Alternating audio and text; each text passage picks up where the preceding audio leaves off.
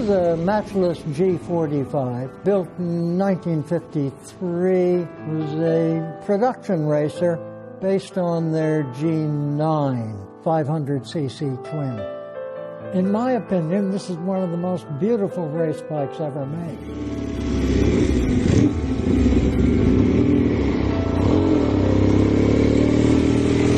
The G45 was an interim bike, I think, with Matchless between the 7R Boy Racer and the G50.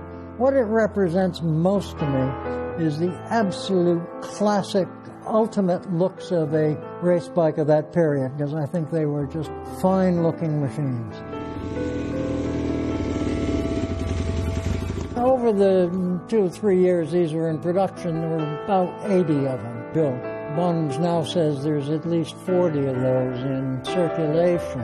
And there were an awful lot of replicas built because, of course, the G9, the originals are pretty rare. The principal thing that identifies this as being an original G45 is the RT frame number on it. RT stood for Reynolds Tubing, and it was only dedicated to the G45. That, and there is a strange little hook in the frame construction that, again, was exclusive to the G45. So there's no doubts in our mind that this is an original.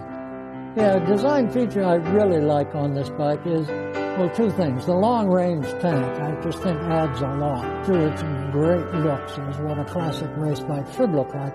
And also the addition of the swan neck, gooseneck bars on it, which are not your normal flat clip-ons. And for a person of smaller stature like myself, makes it a lot easier to ride. Well, the standard things on this bike from this particular period would be the megaphone exhausts.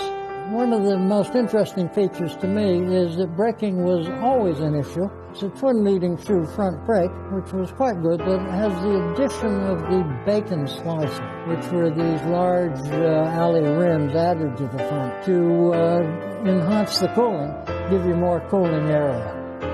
This engine would produce 52 to 54 horsepower, I suppose, at whacking 7,400 RPM. They added alley cylinders, alley cylinder heads, twin GP carburetors with remote flow control.